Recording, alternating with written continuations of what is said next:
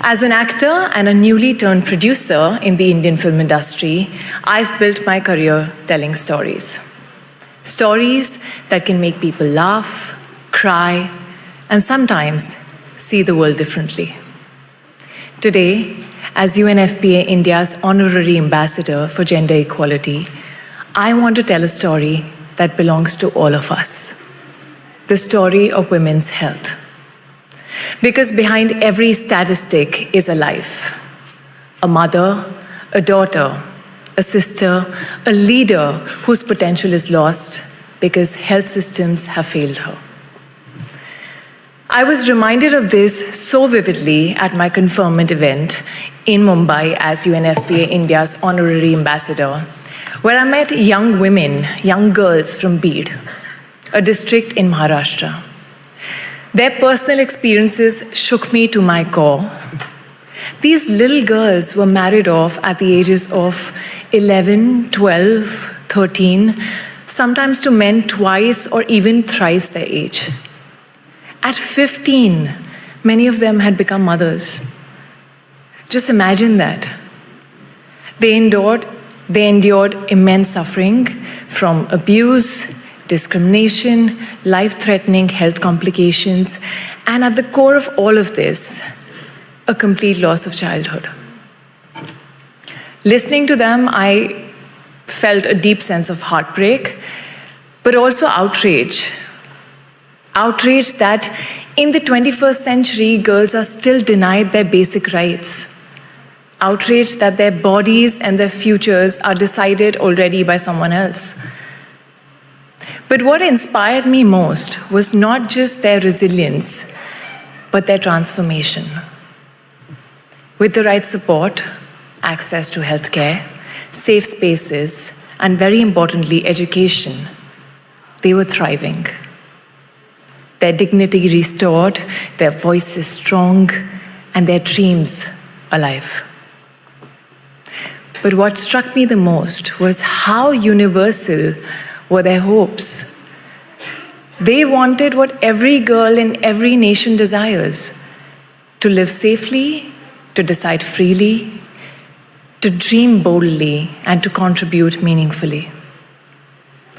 Their resilience mirrors the quiet revolutions happening across India, where child marriage has halved in the last 2 decades, with the most significant progress seen amongst the disadvantaged households. That's great news, but the still numbers are high. These stories of courage, change, and possibility also echo across continents, from rural villages in Africa to refugee camps in the Middle East to undeserved communities here in Europe. Women everywhere share these same aspirations and unfortunately face the same barriers. I believe 3 key pillars are foundational to women's empowerment. First being inclusion. We often say nothing about her without her. Yet too often, decisions about women's health are still made without women at the table. Globally, women remain underrepresented in health research, in policy design, and in clinical trials. For too long, the default human body used to build medicine and health technologies has been, quite frankly, a man. And until the 1990s, women were routinely excluded from clinical trials, and drugs tested on men were prescribed to them without understanding their effects. And this is not a small oversight, it is a systemic failure. As someone who has studied engineering, I see it like building technology without testing half the inputs. I mean, the result is going to be unstable and destined to fail.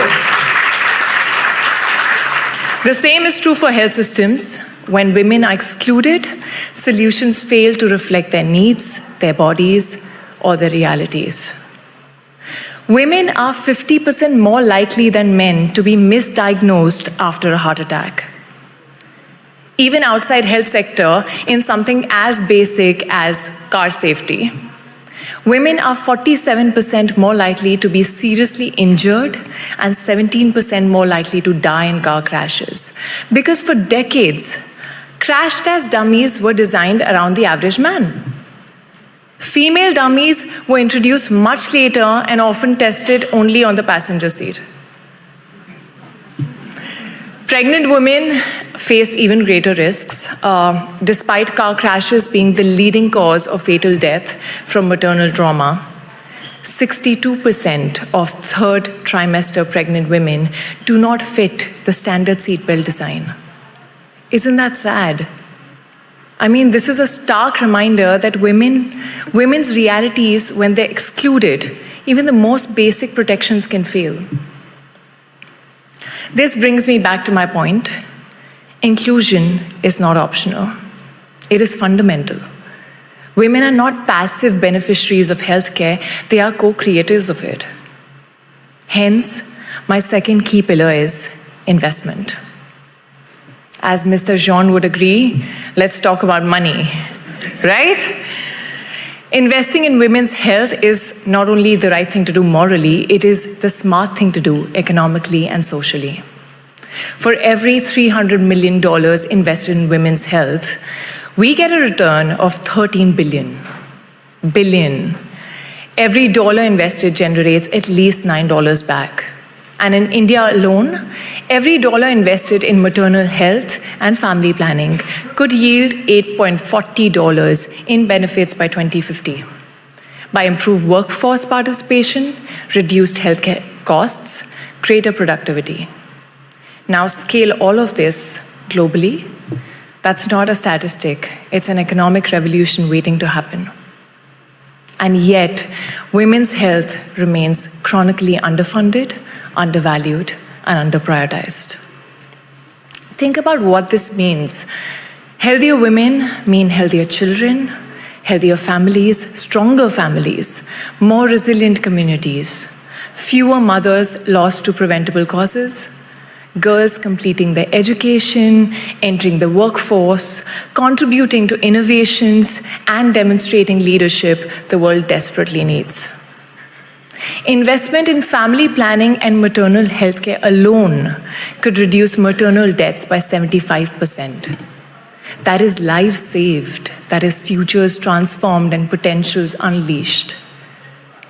Every day, trillions flow through global markets, yet the most impactful investment of all gets neglected. This isn't just economics, it's values, in my opinion. Do we value women enough to put their health at the center, or do we keep treating it as secondary and something to, address later? If you're serious about progress, women's health isn't charity. It's infrastructure. It is the foundation everything else is built on. And it's time we invest like it. Invest in the third pillar, that is innovation. We live in the era of extraordinary innovation, digital health, artificial intelligence, and new financing models. But innovation is only transformative when it's inclusive. In India, digital health initiatives have reached over 100 million women in rural areas, a number larger than the population of many countries. Yet despite these advances, women remain largely absent from the teams and companies designing the technologies that affect their lives.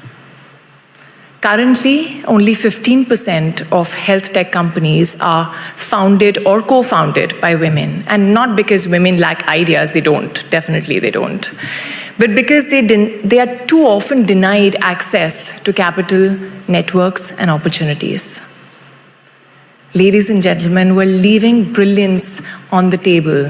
And imagine if digital health tools were designed with rural women in mind, or if AI systems were trained on women's realities, if financing models channeled resources directly to women-led enterprises. That's why initiatives like That's why initiatives like UNFPA Women Collective are so important. They connect innovators, investors, and advocates to create ecosystems where women-focused solutions can scale, where women are not an afterthought, but the starting point. Excellencies and my friends, women make up for half of humanity. They are caregivers, entrepreneurs, innovators, leaders. To neglect their health is not only unjust, it is self-defeating. India has had 73% reduction in maternal mortality since 2000, which means 1 million more mothers are alive today, nurturing children and building communities. Now imagine if every nation did the same. The collective gains for health equality and global prosperity would be immense. Imagine a world where every girl gets to make choices about her own body, where every woman, wherever she lives, has access to quality healthcare, where innovations are designed by women, for women, and with women, where investment in women's health is not optional, but indispensable. And this is not just a dream, this is well within our reach, but it requires courage, commitment, and action. Now, I am proud to stand with UNFPA, with all of you here at the World Health Summit, to make this vision a reality. Let us close this gap and reimagine global health through women. Thank you.